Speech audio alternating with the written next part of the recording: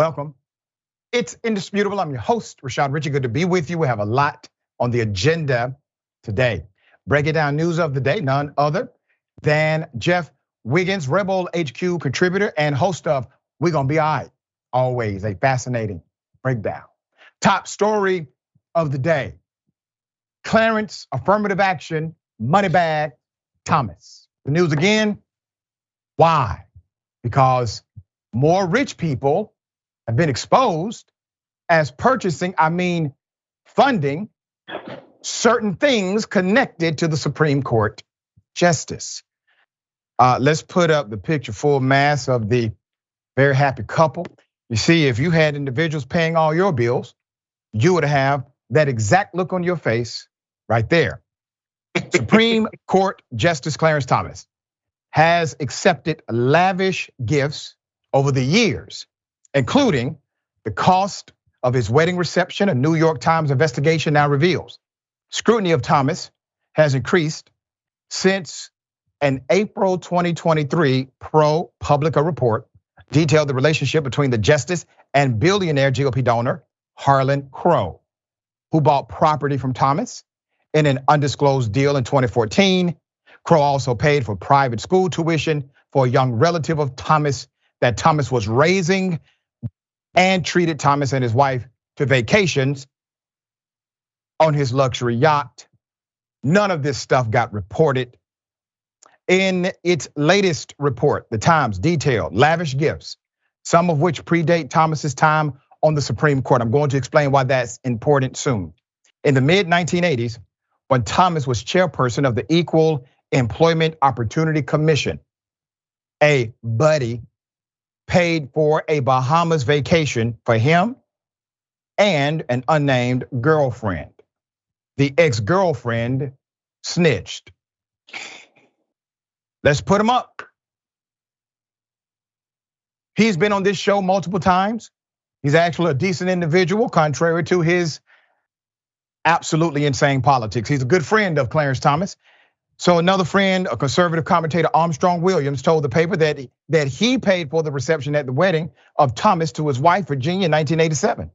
The Times report largely focuses on Thomas's embrace by the Horatio Alger Association of Distinguished Americans, which funds what? Needs-based scholarships and counts among its members the ultra wealthy and ultra powerful. Thomas became a member of the association soon after he joined the Supreme Court in 1991. Now you're looking at a picture of when Armstrong Williams was on the bullpen. Just for the record, Armstrong has never paid for any of my trips, nor the upcoming wedding that I may have one day.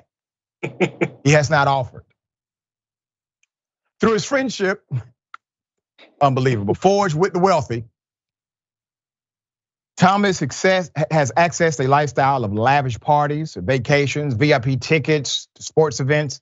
The paper reported. It goes into much detail. And though it's linked to Thomas, the association gained unique access to the court itself for its ceremonies, a privilege the association touts in its fundraising, the paper said. Thomas declined to respond to the paper's detailed request for comment. Thomas declined to respond to paper's detailed request for comment after the LA Times reported on a series of gifts in 2004, including plane flights, expensive cigars, a silver buckle, and rawhide coat. Thomas stopped making gifts from people he considered friends public. This was on the advice of, quote, colleagues and others in the judiciary, the New York Times reported. So let me explain some things here. The last statement highlights the reality of, let's just say, non-transparency at the highest level of governance. Instead of being more transparent, when the LA Times did that report a few years ago, the response from Clarence Thomas was to become less transparent, to tell you less information about his possible, let's just say, inappropriate entanglements, to be less transparent. The fact that he became a member of this elite organization a few years before becoming a Supreme Court justice gives you an idea that he was possibly compromised then. And that compromise continued throughout his judiciary appointment and today. Why is it that no one can point to a clear violation of the rule? Because they didn't have any. Technically, they still don't. Please keep in mind, if a lobbyist, somebody we consider to be at the, let's just say, low totem of the chain here of political operators, a lobbyist has a higher ethical standard than a US Supreme Court justice. A lobbyist has to report tickets, gifts, VIP events, anything of value. A lobbyist is bound by law to report it. Every judge that sits on a bench from traffic court to a state Supreme Court must adhere to an ethical guideline of judicial conduct, except for members of the United States Supreme Court.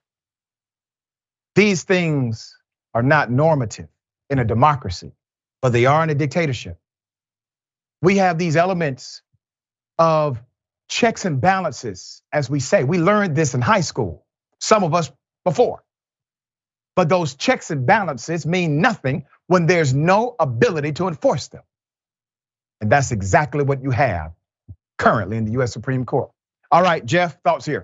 Before I get to what I gotta say, I wanna mention this. Justice Samuel Alito got an undisclosed luxury trip he took in 2008 with hedge fund billionaire Paul Singer. Just in case a political pundit or conservative politician says two black men addressing Justice Thomas is only because he's a black conservative. It's among the many things we don't like about him, including the rawhide coat, but not the only thing. Anyway, so we're talking about billionaires, businessmen, a real estate developer, captains of industry. They didn't get rich by not getting returns on their investment. So we gotta ask ourselves, what is Harlan Crow getting back from all these gifts he's getting Justice Thomas? Gotta be something. He's just not passing out money and not getting it back. That's not the nature of a billionaire. That's all I wanna know. Please let me know what he's getting back, because it kind of seems like some of these Supreme Court decisions may be swayed one way or another by the money. Yeah, and keep in mind, you made a great point. These individuals operate based on what's called an ROI standard. ROI simply means return on investment. Return on investment standard is how they operate. If you think they give a bunch of money and get nothing in return, well, that's exactly what they would like you to believe.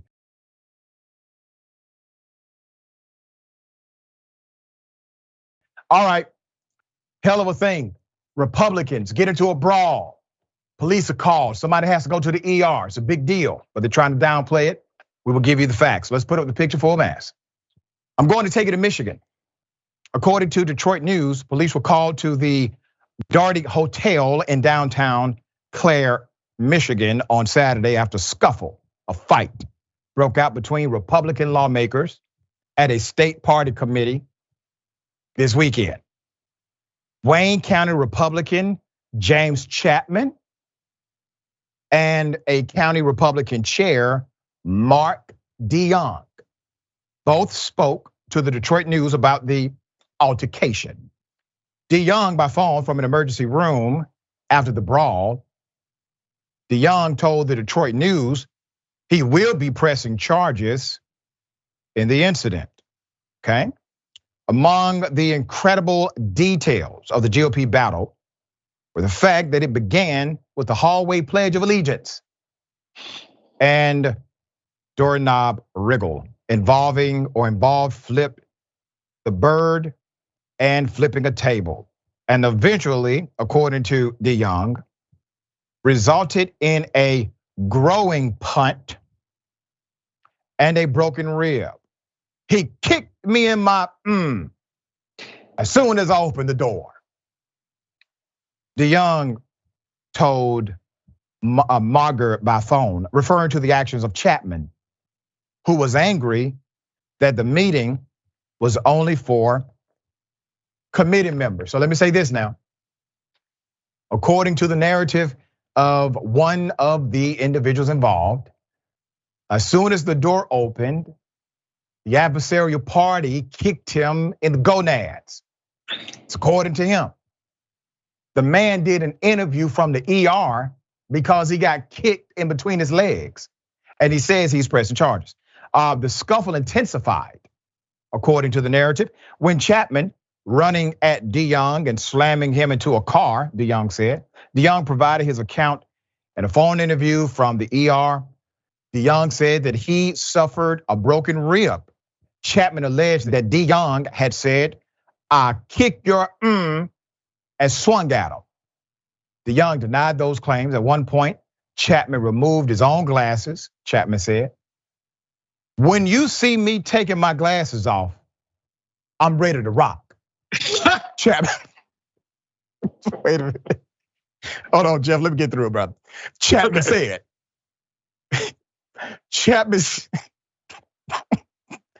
let's put the pictures up again, please. Let's put the pictures up.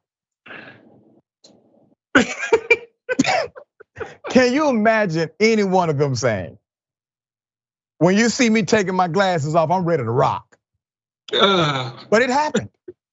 It is a fact for the earth right now. All right, Chapman said he took DeYoung by the legs and knocked him over. Let's put up the tweet from one of the fellow state committee members. Her name is Kristen Lee. Kristen Lee stressed on Twitter that the altercation took place outside the meeting room and was not predicated on any disagreements. Really, they were fighting because they were agreeable. They were fighting because they agreed with each other. I don't understand. What's your point? All right, so it says, state committee member here, I was there. I caution people not to believe everything you heard intended to sell papers or provided by emotionally driven reactions. Inside our meeting, had robust debate. Our founders would be proud of. Hashtag preserving our republic. Hashtag civil discourse. Hashtag I'm ready to rock. All right, listen, madam, I get what you're trying to do here, Kristen. But the man said what happened, all right? He said when he took his glasses off, that means I'm ready to rock. And listen, I can understand where he's coming from, all right? I have a similar notion. If you see me taking my glasses off, we're in a debate, we're in an argument, it's gone too far, I'm ready to rock. All right, Jeff, thoughts here. So I'm gonna need some kind of thing around my face to take off in order to let people know I need business. I do have adult braces, so when I get my retainer, if you see me take, that's gross, never mind. That's gross. I don't know why a distinction was being made about the altercation and whether or not it was because of disagreement. Clearly something happened. So like, were they about to fight because they agreed on something? Very much confused. I'm also concerned about the fact that there's no video. I'm not condoning violence. I don't think they should or should not fight, but I am condoning me seeing the evidence of it. So that's right. We're gonna have to follow up on this, right? That's what we do here on. Okay, great, good. Once there's an update, I wanna see the video. All right, I hope the video exists. And I will say this, you said the founding fathers would have been proud. No, the founding fathers would have shot him. That's what would have happened. That's how they got down. Okay. This was a really scary situation that could have ended in disaster. A man working gets the police called on him, and it is obviously racist, a prank they call it, swatting. Let's go to the video, here it is. We got a call of 4 black males tying up an old man, kidnapping him. I don't know nothing about that. Live here, or are you guys working on it? You can knock at the door, bro. You know I work here? No, someone live here though? I mean, you can knock at the door if you want. Okay. No one else called? You guys have any issues with anybody? No.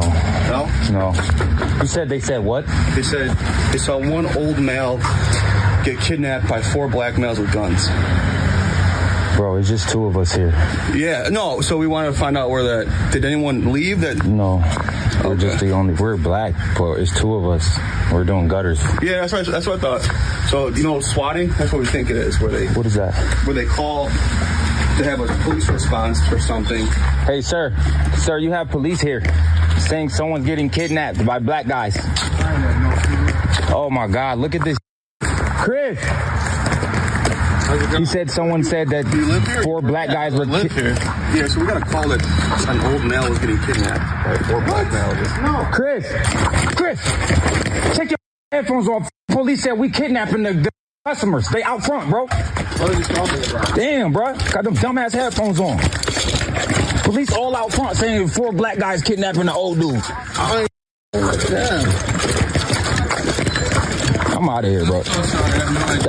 Bro, I'm not even about to finish this job, bro. I concur. That could have ended in the death of multiple people. Put up the picture of the officer. I want to commend this officer. You have to remember the officer is simply receiving a 911 dispatch that says there's a report, 4 black men, they've kidnapped an elderly white male. Here's the address. I commend this officer because he did not come guns blazing. He did not say, get on the ground, hands up. I'm detaining you until I figure out what's going on. He was smart enough to know when he pulled up, these look like workers. And they were obviously not trying to flee, which would be evidence of misconduct according to the Supreme Court. This occurred possibly over the weekend in Orchard Park. We're still trying to get information. Orchard Park, New York, according to the poster's page. The poster of the video claims it was a racist neighbor that in fact called the police. He commended the officers for their handling of the situation because it could have turned out much worse. By having to walk off the job, they missed out on $1,700 according to the poster's reply. So they did leave the job. They decided to abandon the work.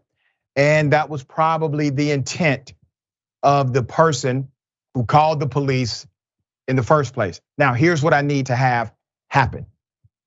This is a life and death situation created by somebody who has racial aggression against black people working in the community, obviously. They could have died, been severely injured, or arrested unlawfully. The penalty for whoever made that call needs to fit the crime that actually did happen. The only crime that took place was the person that called. So I'm looking for an update and an example to be made on the individual who did this to the neighbor and to the black workers in that community. All right, Jeff, thoughts? Yeah, you reported yourself on similar situations where the police were called and they came out guns a-blazing, asking questions after pulling out weapons on people. So good job out of that officer for coming in, kind of knowing what could be taking place. Apparently, these people were swatted. And that was a very oddly specific thing that they were accused of doing by whoever called them in the first place. Like, why that, of all things? And that, Chris, moving forward, keep your headphones off or at least down so you can know that this might happen, man. Because like that dude, the original guy, we're trying to get out of there for very good reason. So hopefully moving forward, he will know what to do. There you go, well said. All right, we got more on the other side. It's indisputable, stick and stay.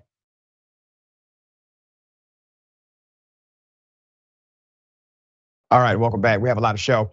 I'm gonna read some comments, just a couple. Gotta be quick. Cheesecake Brownie. I'm surprised he hasn't renewed his wedding vows so someone else can pay for that reception. Seth Michael Dragonski. Does Justice Moneybags Thomas pay anything other than attention to dismantling civil rights? That was a good one. Yep. All right, let's do one more. All right, Twitch. Doc, we could pay for your next wedding. Mike Boy for mayor. All right, I appreciate it. I haven't had a first one yet. All right, so to say the next one, But if I need to have 2 weddings paid for, I'm coming straight to you, Mike. I appreciate the offer. All right, got something for you. Ladies and gentlemen, I wish a Karen would. You want to call the police on them for having a barbecue on a Sunday. I feel free! Back off! I'm going to tell them there's an African-American man threatening my life. This is exactly what I said That's exactly what is going to happen. So who's the head honcho here? You tell me. Come on, kiss me. Kiss me. And tell me who's the head honcho here. What, I'm not hot enough for you? I'm not hot enough? I'm not sexy enough? I'm just spit on you. Tell me I'm hot. Tell me I'm sexy. Tell me. Tell me. Tell me. Now control hold. Oh, animal control? Because I look like a mad woman and you're going to break my bones? You're going to break my bones, security? Security's going to break my bones to give me a... Shut up! What are you doing to me? What are you doing to my dad? What are you doing to me? What are you doing to my dad? This has been making the rounds on social media. It is categorized as Karen on social media. I want to highlight something else because the woman may be experiencing a mental health crisis. We do not know conclusively, but I do know this conclusively, that the officers involved absolutely understood the art of de-escalation. The officers involved understood the art of professionalism. They were spat upon. They were resisted. They were still professional. I highlight this to highlight one reality. When we say that police officers need more training when they violate the rights of a citizen, when we say police officers need more awareness about the rights of others, that'll fix it. I don't see the training being the issue. The issue is their own internal doctrine as it relates to class and race. If they believe that you are worthy of human treatment, they would treat you as such. If they believe you are not, they will refuse. And when that happens, there must be accountability. Now, obviously, they could have become more physical with this woman. They could have started shouting extremely aggressive things at her. They could have maced her, tasered her. They could have even shot her. I want you to put it in this context. Let's say there's a black male doing the exact same thing. Oh, we've seen that story many times where either the police or a random ass citizen will kill a black male that's unarmed because that black male may be experiencing a bad day. Jeff, thoughts? First time I saw this, the only thing I thought was, oh, she's alive. Yep. We've seen, and you just put it eloquently right there, we've seen what happened to Sandra Bland. So good job out of the cops, and we should see that more consistently, more consecutively, don't we think? That's right, there you go. So we highlight the good ones to provide that atmosphere to the universe. Hopefully it will stick.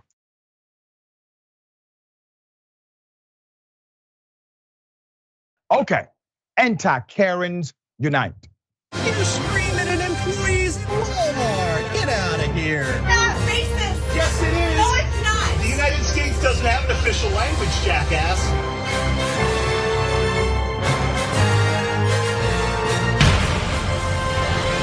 This smells like feces eaters, doesn't it? Say hi to TikTok. Why somebody's got a problem? Say hi to TikTok. Racist number one. Yup. Say it louder for her. You're ignorant. I don't sexualize children. That's ignorant. And we do. And we do. I didn't say you did. Must have a guilty conscience.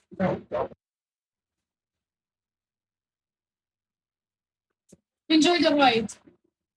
Like, you sat next to us. Talk to them like that. I didn't like anything. Were they talking? What were they? Was she saying stuff She to was you? so racist. Yeah. Yeah. Ignorant You're gonna remarks. Get off the train. I said Get off of the I train. said I don't sexualize children. I'm not getting off the train because You need I to get said off of the train. that I You don't can't talk to the passengers like I'm that. not talking to anybody. I'm looking out the window. Every person in this car said that you were talking to them like that way. No, I don't know every person in this car, so I don't know what the problem is. You need to get off of the train. All right, look at me. You will never ride my train again. I will look at you and tell you can't ride. You understand that? I can't physically remove you, but I can stop you from getting on. Do not talk to the passengers that I'm way. not talking to them. Yes, you are. So get off in Hartford and do not get back on my train ever again. You see me, walk away. Okay? Thank you. God bless. My man, put up his picture. He's a real human being who obviously cares deeply about people, period. He decided to engage the passenger directly. Complaints were coming in about the harassment this woman was doing against others. And according to the narrative, the racism actually started before the recording did. So the recording catches the tail end of it. But to me, it catches the most important part. The part where someone stood up, said, stop it, and provided an actual penalty immediately. He didn't come in to equivocate. Let me explain what I mean by that. Sometimes some authority figure will come in and say, everybody just calm down. Everybody just chill. He didn't do that. He went directly to the source of the disruption, the one who was making the comments. Did she lie? Yeah, we saw that she provided plenty of lies about what happened. He did not have the authority to physically remove her. He tried to make her leave, but he did not have the authority to physically remove her. But he did have the authority, or does have the authority to say you cannot ride on my cart, my train anymore. And he utilized that authority, I think, appropriately. Thank you for standing up. And to the woman who recorded it, thank you for standing up for yourself. When you do not stand up for yourself, you teach others how to treat you and everyone who looks like you. Make sure they know you are not to be messed with. All right, Jeff, thoughts? I'm going to assume that this woman who had some nasty things to say about people she did not know, I'm going to assume this was not her first time lashing out like this and saying some inappropriate things. And so hopefully this will put a stop, an end to that moving forward with her life, because that was unnecessary nonsense that she later lied about when someone with authority came and stepped to her. So good job out of him. And again, good job out of the person who did the recording as well. Yep. All right. We got more on the other side. It's indisputable. Stick and stay.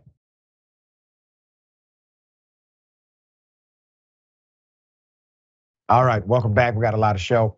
Let me read some of the amazing comments. Thank you for joining the combo. Eclectic Miscellanea. Calling SCOTUS a kangaroo court would be an insult to kangaroos. They only keep babies in their pouches. They don't stuff them with millions in bribe money. It's a very good point. I Am Sock says, GOP, growing oriented punt.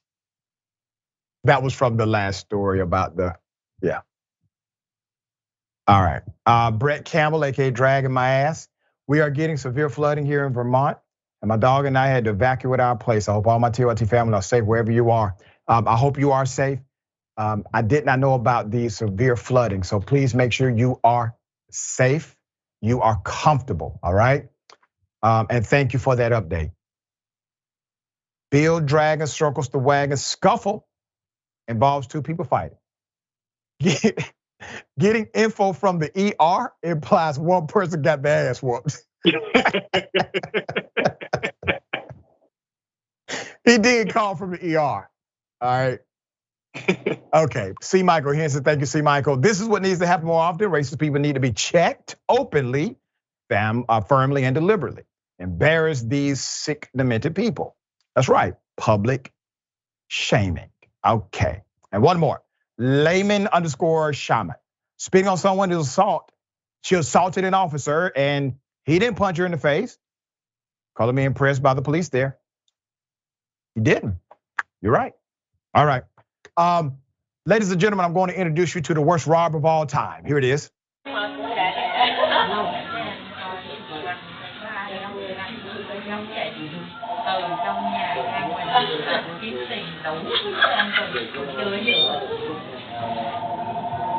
Everybody get down! Give me all your money! It's got the boxes! Give me all your money! Get down! Where's the money? Give me the money! Where's the money? Everybody give me everything! Where's the money?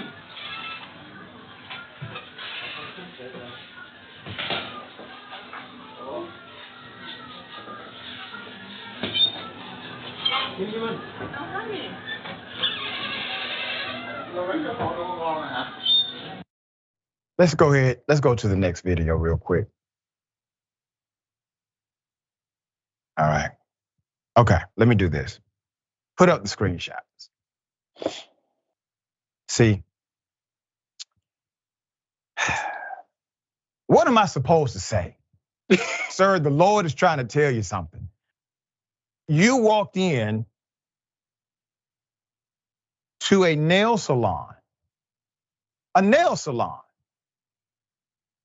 with a bag over your hand to mimic a weapon.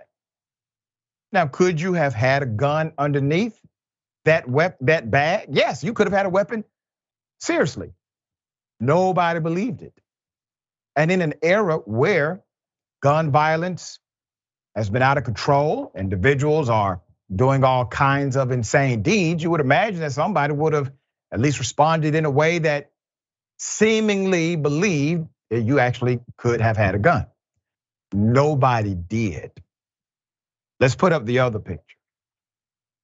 He eventually just walks out after he realizes that nobody is paying attention to him. Unfortunately, there's now a $2,000 reward for his arrest. Oh. Man, this guy's having a bad day. So if you get caught, and I actually think you will, given what I've seen here, you may want to consider doing something completely different with your life. Mm-hmm. You could have put fear in a lot of people. Obviously you didn't, but you could have, all right? You could have made some people very, very upset that day. And you could have been killed yourself, because if you would have went to another establishment, they would have shot you dead, sir, and would have been completely justified. Get your life together, man. Jeff, thoughts here? I don't know what else y'all put in y'all's lemon pepper wet wings down in Atlanta, but I'm gonna need me some to get that level of unbothered that those patrons in that nail salon had. They were just like, oh man, this is just, I don't, what am I supposed to, who's this guy? I don't know. And they were more like, hey, like, you're not gonna ditch me, my turn is next. Like, you can go on somewhere else. That was beautiful. Dangerous, don't do that again, but beautiful. Hey, do you think that guy's gonna turn himself in order to get that $2,000? Because he doesn't seem that smart, but he does seem like somebody who needs the money. And look, I was talking to super producer Jordan about my career path, and I'm like, some people just need a sign from the Lord to let them know they need to do something different. He just got his. Like, he's gonna be put behind bars for sure, but after that, he should do something outside of trying to rob people with his fingers. That's right. Listen, man, you may want to call a friend of yours, have your friend turn you in, split the 2,000.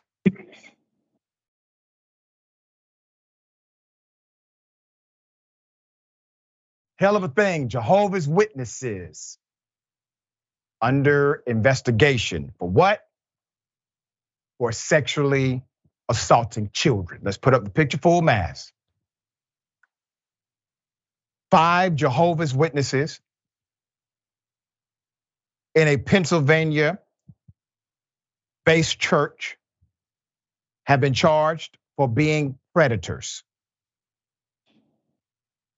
This comes after a year-long investigation into these men. You see, one is unpictured. I'm going to give you the background. The children were all also members of Jehovah's Witnesses congregations, and the alleged abusers gained access to and the trust of the victims through the organization, authorities said.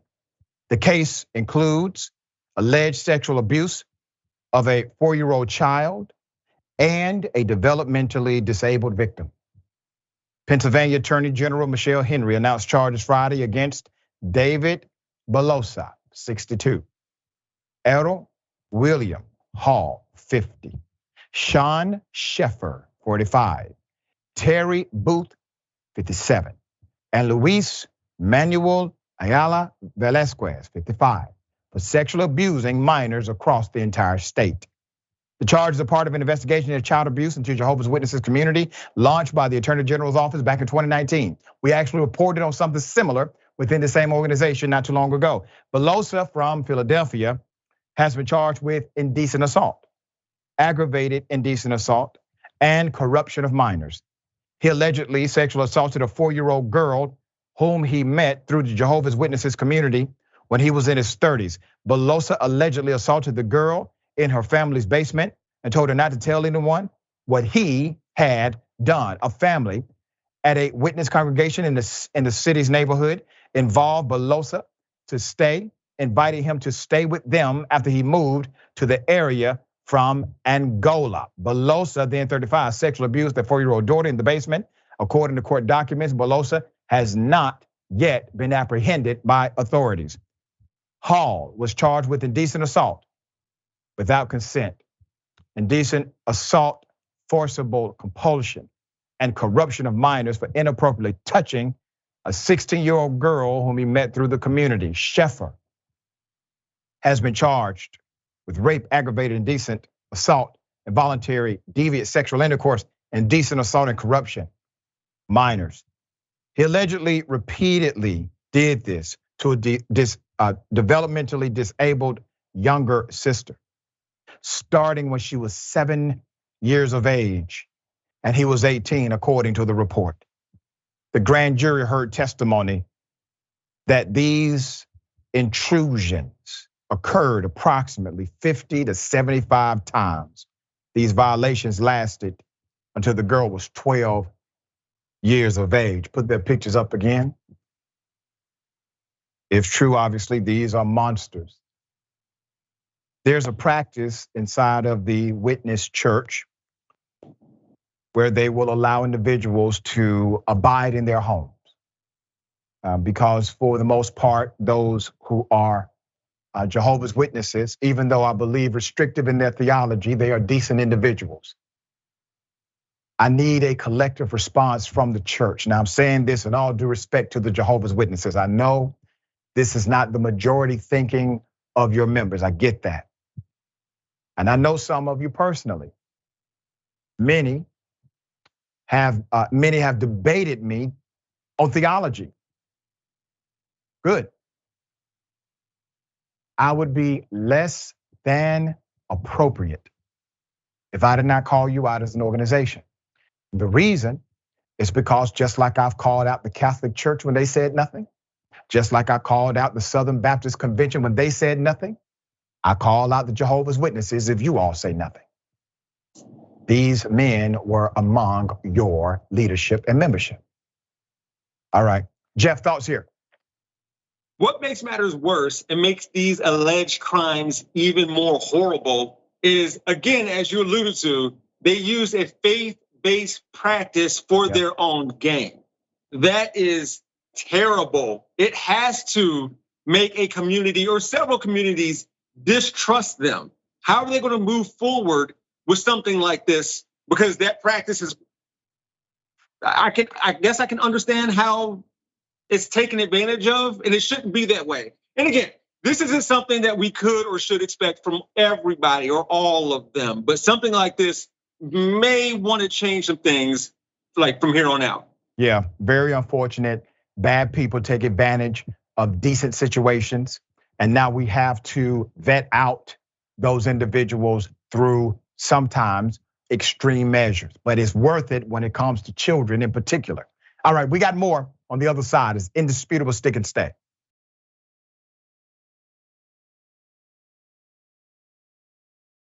All right, welcome back. Good to have you join the conversation. I'm pressed for time, so I got to read some of these comments very quick. C. Michael Henson, thank you again, C. Michael. This is what needs to happen more often. Racist people need to be checked openly, firmly, and deliberately. Yep, we read that, okay. Embarrass these segmented people, concurred again. James Thompson, thank you, James. I'm a fan, want to know, oh man, what happened to the iguana? I can't even talk about it. The iguana's fine. Somebody in the chat provide the update. All right, see Michael again, bet you $100 that his fingers had no bullets. Savage Bear, $5. I appreciate you so much. I don't know how to feel sorry for more of the customers or the would-be robber. I know that it was one of the situations where damn, kind of feel sorry for both of them. That's a first, by the way, of me having that dilemma. All right, and Locro says, I wish we had more Antigua videos. I love them so much. We do too, but we need more Antiguas. All right, a missing teenager found in Marine barracks in Camp Pendleton. This is a damn shame. Put up the picture full mass. I'm about to give you a hell of a story to an evil industry connected now to the United States Marine. United States Marine taken into custody after a missing 14-year-old girl was found in the barracks at Camp Pendleton. The Marine's name has not yet been published. We know he was in Battalion 5, Combat Logistics 5, 1st Marine Logistics Group. A U.S. Marine was taken into custody after a missing 14-year-old girl was found inside the barracks at Marine Corps Base Camp Pendleton. This was in San Diego. And the teen's family says she was sold for sexual reasons and sexually violated by the alleged perpetrator. The teenage girl who had learning disabilities, she has learning disabilities, allegedly ran away from her home on June 9th and was reported missing by her grandmother on June 13th. She was discovered inside the barracks by military police on June 28th, almost 20 days after she disappeared. Her aunt, Cassandra Perez, said, we do have this photo. That's all we have.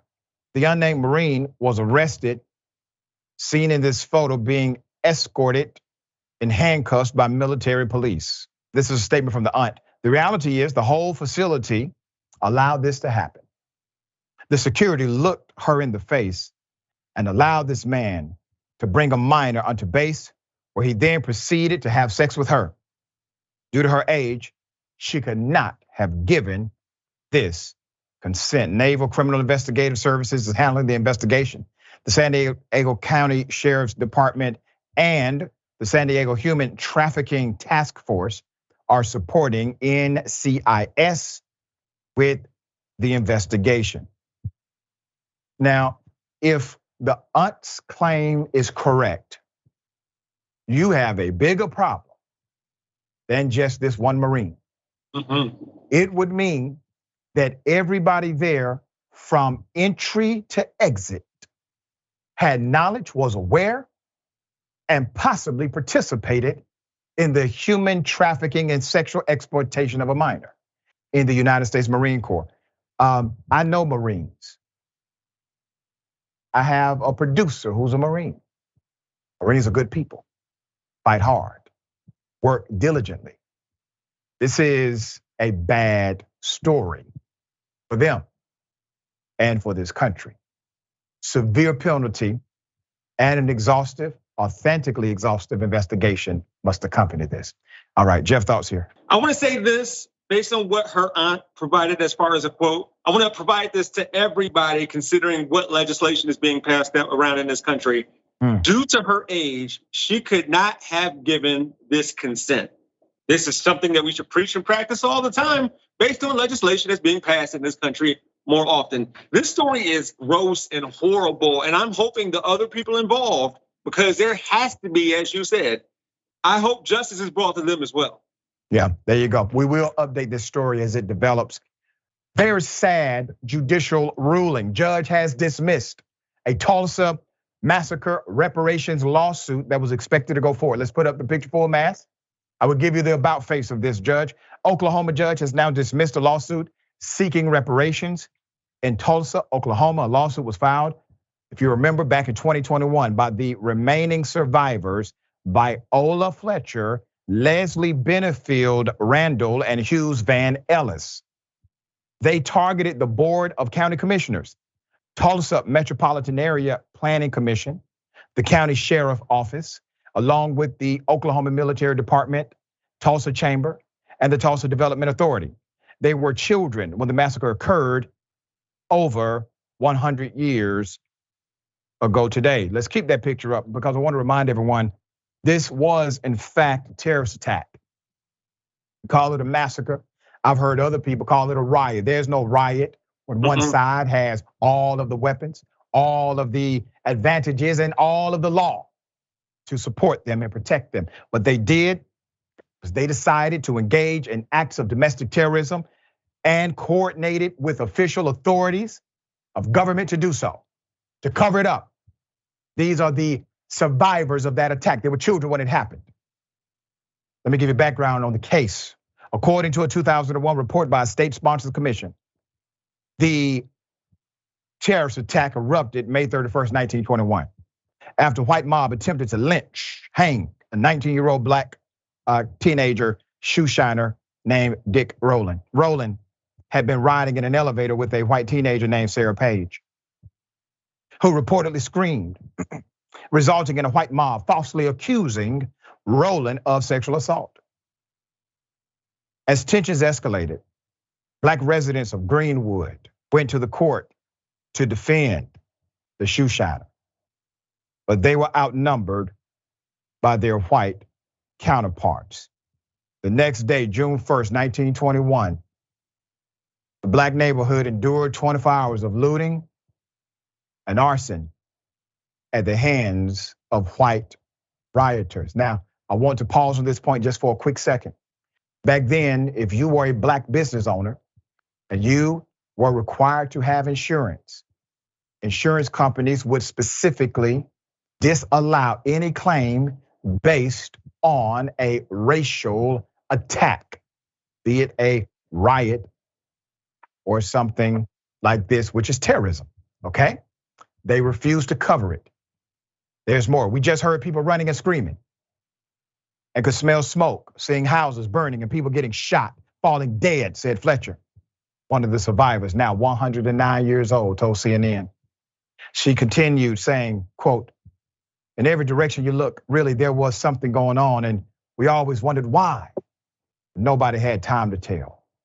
Legal action seeking justice and accountability. The remaining survivors sought to establish a dedicated fund for victims and their descendants, seeking redress for the racial attacks that ravaged the Greenwood district in 1921, resulting in the death of 300 people and the destruction of a thriving black community.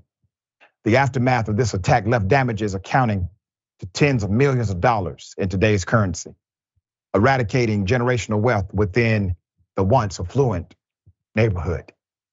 The victims also demanded an official acknowledgement from the defendants that the massacre constituted a public nuisance under the Oklahoma state law, affecting the former black residents of the Greenwood district and the offspring. They claimed the city and insurance companies failed to compensate them for their losses. And the city officials actively hindered efforts to rebuild their community.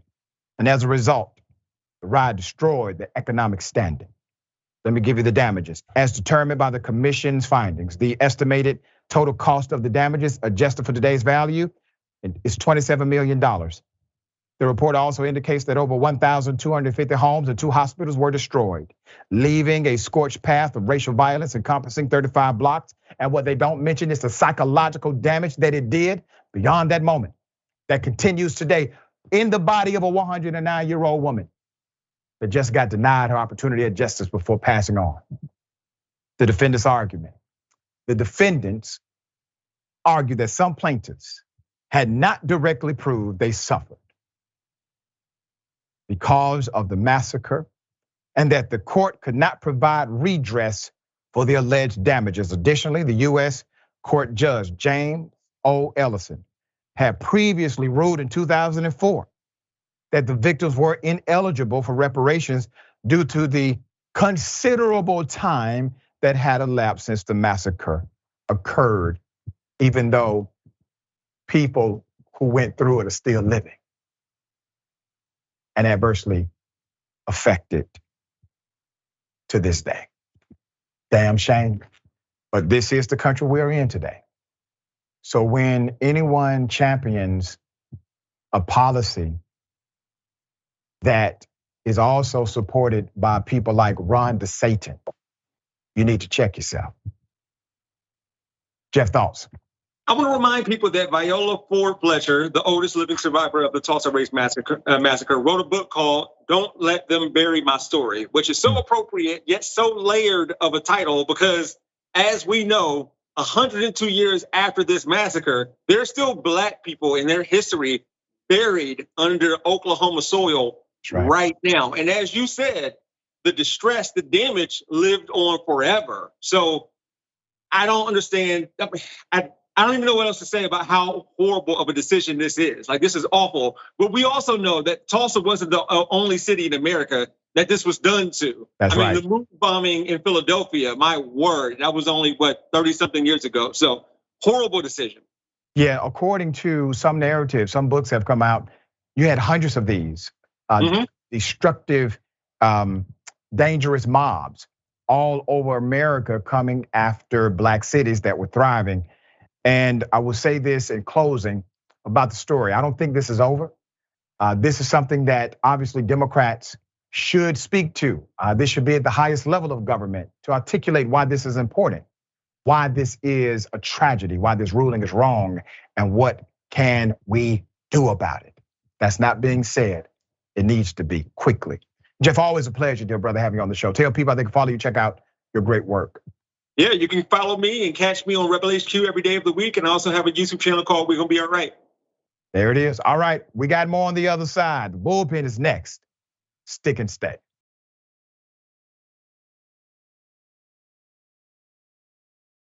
All right, welcome back. We got a lot of show left. I'm going to read some of these amazing comments and only have time for really just a couple. Code SM-96 Doc, thank you for all of your good work. And thank you, Iron Sharp as Iron. Also, Mika C. the Silver Hat Dragon. Wishful thinking, Doc. Women and children have come forward for years to talk about the sexual abuse and the refusal of the JWs to hold their people accountable. This is nothing new. All right, okay. Ladies and gentlemen, welcome to the bullpen.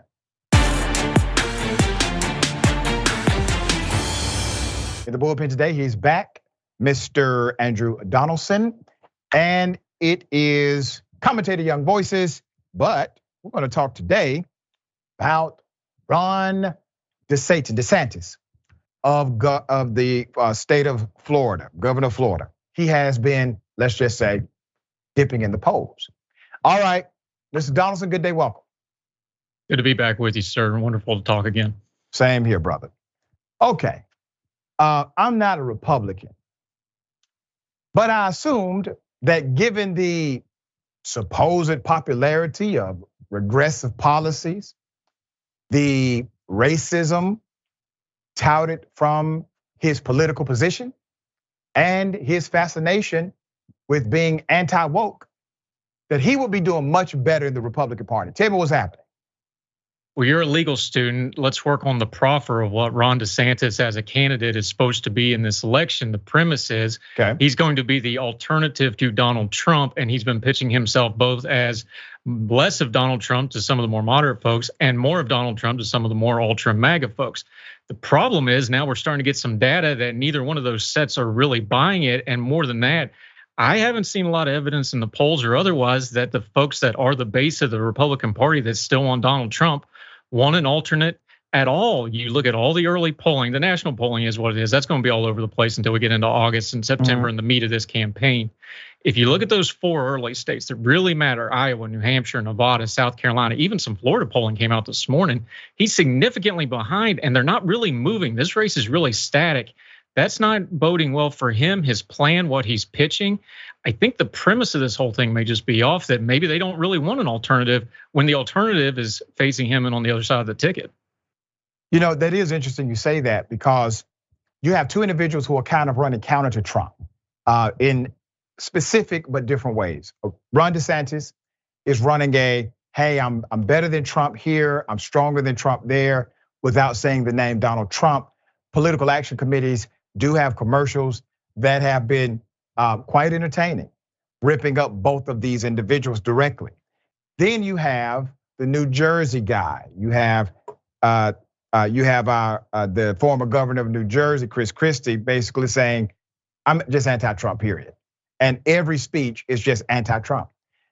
Both of them combined are still beneath the popularity of Trump in the latest poll.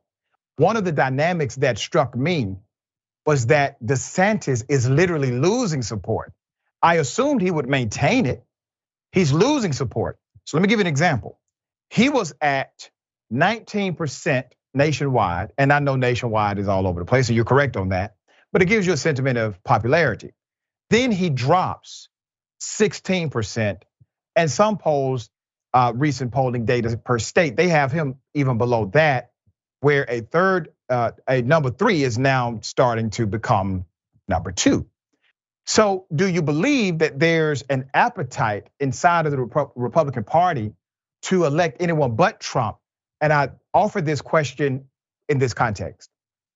Trump gained more votes or more popularity in the Republican Party based on these surveys after the 2 indictments, not before.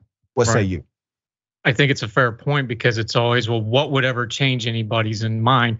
Let's step back a little big picture here. One of my questions going into this primary when I kind of just started looking at a big picture is, it's kind of like the old fire triangle, right? You need fuel, you need ignition, and you need oxygen. The problem with Trump and trying to run against Trump against the base is there's only so much oxygen and he sucks it all up constantly in multitudes of ways. So he's already got multiple indictments. He may be having more coming. We don't know what's going to happen in Georgia or with the DC cases and these other things. Is there anything coming down the pike that's really going to change those Fifth Avenue folks we've been joking about for the last few years? Is there anything coming down the pike that's going to change those? Remember, these are primaries. You get around 30%, you're probably going to win a wide primary with multiple candidates. That's how he won them the first time. That's right. He's doing great in places like Iowa, which he didn't win in 2016. I just wonder, not policy-wise, because that's not why people like Trump anyway. Not just political-wise, which isn't one of the big reasons people like Trump anyway. The ideology and the cult of personality and that stuff, I just don't know that there's enough oxygen in this race for anybody else to get close to him. And I don't think that's changed since I first started thinking about it. And I think we're seeing that in that polling you just mentioned. Let me highlight something Mr. Donaldson just said that I completely concur with, and it was your 30% number.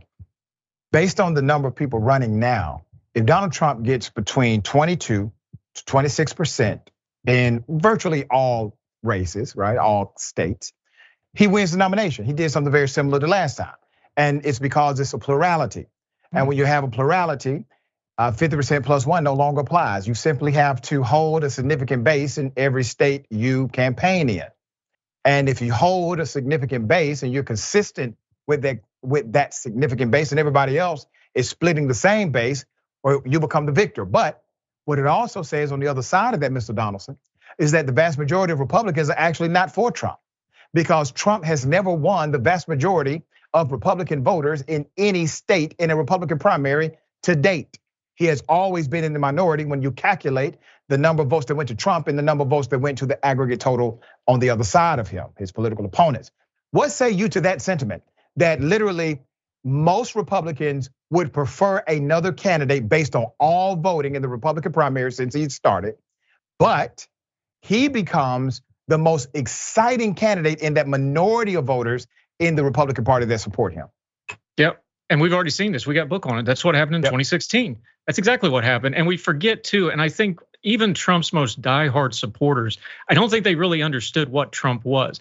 There was a confluence of events that allowed him to come to national prominence. Whatever else you think, Hillary Clinton had a lot of unpopularity. There was a lot of well-known there. He was an unknown. So people, hey, you heard it too. Hey, let's just take a shot on him. Let's try it. Let's see. There was some of that stuff. Now you got years and years and baggage on top of it. He's less popular widely and more popular with that, once again, to use the term, because it's still one of the great things that's ever happened in politics to explain something, the shoot people on Fifth Avenue folks. They're just gotten more and more diehard. Every indictment just calcifies what they already thought. Every attack calcifies. They're not going away and they're not changing in that little group of 25 to 30 to 35%, whatever number you want to use. They don't ever change. The problem is they don't realize there's never going to be another set of events that's going to get them another 10% or 12% or 13% that you need to win a wider election. So you're really in this death loop with this GOP primary now, where they're going to probably nominate Donald Trump and he has no chance of winning a general election just on math. You know, I hope you're right. I don't know if you're right on that. I don't know if he has no chance, but damn, I hope you're right. Let me ask you this question, okay? What are your thoughts about the RNC? It's a mess, but this all goes together. What we're just talking about with Donald Trump, though. The RNC did not want Donald Trump, and then tried to co-opt Donald Trump, and then got steamrolled by Donald Trump. And then everybody wonders, why doesn't the RNC do anything about Donald Trump? Well, that's not how that works. They kind of got exposed a little bit that they didn't have control of their party because you got Donald Trump as their standard bearer for the last few years. And they haven't done anything other than try to placate Donald Trump voters, which means you don't do anything about Donald Trump themselves. So it's just kind of been the status quo that they're this second fiddle to whatever Donald Trump's doing. That's not a fixable problem. Trump's not going to go away anytime soon. We'll see what happens after this election. They don't have any credibility with the Trump folks, with their own voters, with the country, with the other party. I don't know. This may be a generational problem for the RNC where, and to be fair, I think the Democrats are going to have some of this problem too after Biden because he was such an establishment candidate. I think it's going to be biggest personality trumps the political parties for the near future. I don't think that's good for anybody's politics. I don't think it's good for anybody, but I think that's kind of going to be the season we're in for the foreseeable future. I agree with you on both sides. I think it's going to be an issue coming up with the Democratic Party. I think we've already seen it inside of the Democratic Party with the Bernie Sanders-Hillary Clinton dynamic. Yeah. And I think it's going to become even more pronounced in the future. But right now, the Republicans have an issue inside of their political outfit called the RNC. The RNC and the DNC made a significant mistake when they started to become the de facto surrogate of whoever the president was in that particular party. Because that now has eliminated your ability to actually hold someone accountable to a standard, a value standard that has been selected by the committee of that particular group. But at the end of the day, the RNC still by law retains the right to say no to a Donald Trump nominee or nomination. If Donald Trump does not receive the delegates he needs to overcome that particular threshold, you have yourself a brokered convention. Yep. In a brokered convention, they can say no to Donald Trump and yes to how their brokerage goes down or how their brokered deal goes down. That is probably going to be a disaster inside of the party, but a needed one. What say you to that? If it would ever actually happen, yeah, but I don't think you have enough people in an RNC to know how to do the mechanics of an actual brokered convention anymore. Like we've seen, it's probably been 70, 80 years since we've actually seen real wheeling and dealing on the floor. You need to take what you just said, sir, and go one step further though. Because what really happened, we're seeing this with DeSantis's super PAC because they're spending so much money and they're going around where they're doing the direct door knocking and stuff through the super PAC. They're already talking about spending $200 million just in Iowa alone. It's mind boggling. The problem the RNC and the DNC have now is they used to have the money, which means you had the power. Let's all be adults here. Now they don't have control over the streams of money anymore, which means they no longer have control over the streams of power. I don't have an answer how you fix that. But until you do, that's going to be the divergent point on how much power they got, because if they don't have the money, they don't get to pick the candidate. It's just that simple. I'm gonna tell you how you fix it, dear brother. You get people in positions who are real leaders. That's it. That's how you fix it. Not a lot of those around, though. Not a lot of those around anymore. You're absolutely correct. Always a pleasure having you on the show. You're a straight shooter. I respect you significantly. Thank you for all that you do, man. All right? Anytime, sir.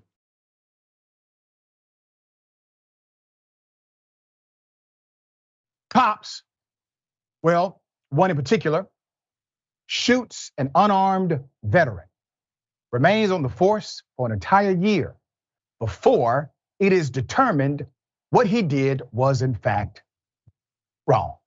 Here's a video.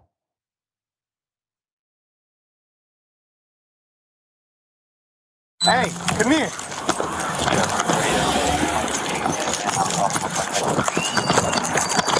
Hey, take your hands out of your pocket, bro. Take your hands out of your pocket, bro. Take your hands out of your pocket. It's not a gun, bro.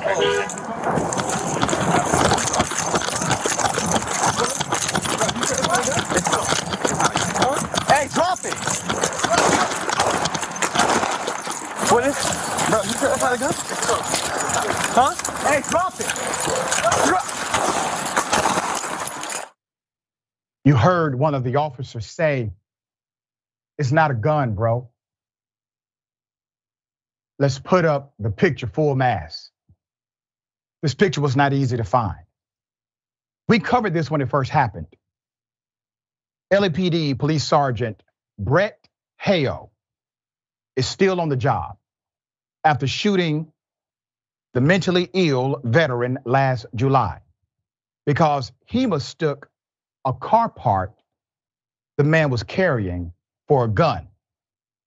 But he could face some level of discipline after the Police Civilian Oversight Committee ruled that he did break policy. Now, remember, keep this picture up.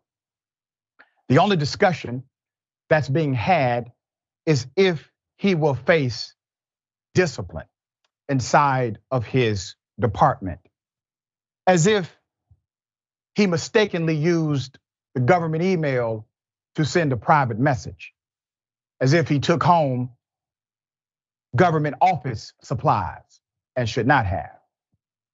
He will face some level of discipline for shooting an unarmed man. Let's put up the other information. And I want to commend Watch the Watchers. They were able to provide this information because this is what they do. And every time we have something like this, especially from the LAPD, there's a hide the pickle operation. They try to make sure you do not have any picture of the officer nor their background. Let's put up his 2022 payments.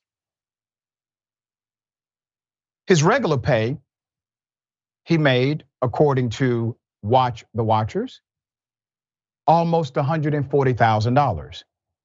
Overtime pay is over $21,000. Other pay is over $18,000.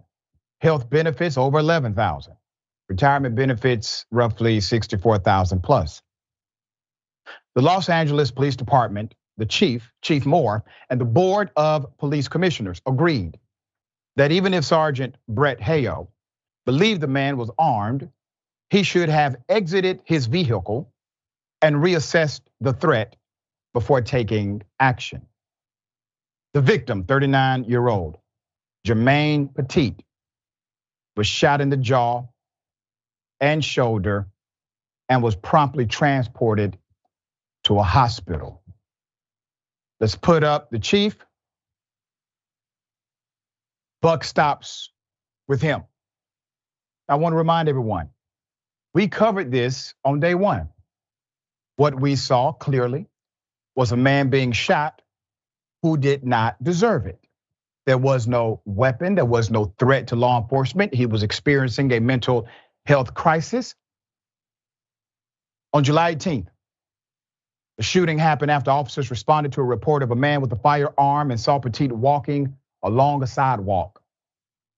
Sergeant Hayo, a supervisor in the Southwest Division, was backing up two other officers who were trying to detain Petit along Obama Boulevard. Body-worn camera footage captured the encounter as Sergeant Hayo pulled alongside the US Air Force veteran and immediately ordered him to drop his gun, which there was none. Ignoring the officers, Petit continued toward the sergeant, prompting the sergeant to fire 2 shots at him in violation of his own stated policy. Police officials contend that footage provides a limited view of what happened on the scene. And Petit turned toward them multiple times while pointing a metallic object believed to be a firearm in their direction. I want you to stop at that point. This is the official narrative of the LAPD. The LAPD is saying, well, he had something that was metallic, and this metallic object resembled a gun, and the officers believed he had a firearm. That's not according to the video. According to the video, we clearly hear an officer say, it's not a gun, bro. And then after the shooting, it is reiterated on tape. There's more. Still another officer, Daryl Glover, fired a single round at Petit from behind after Glover's partner just stated, it's not a gun, bro. Chief Moore reportedly said the next day at a police commission meeting that the object was actually a black metal latch actuator. It's a car part. On Tuesday, the Board of Police Commissioners voted 3-0 in agreement with Moore's determination that the sergeant's use of lethal force violated the department policy. Moore's decision, based on the findings of an extensive internal investigation, cited the sergeant's poor decision-making, asserting that the sergeant's actions escalated the situation and created the circumstances which led to the use of lethal force. The chief's report acknowledged the nature of the call and said that the internal use of force review board would have preferred the sergeant not drive alongside the veteran. Instead, he should have pulled up to the officers, used his police vehicle as cover, issued commands to Petit, requested additional resources, and monitored Petit's direction of travel until those resources arrived. Any punishment for Sergeant Hale lies with the chief. However, details of disciplinary action within the department are rarely disclosed to the public, according to the Los Angeles Times.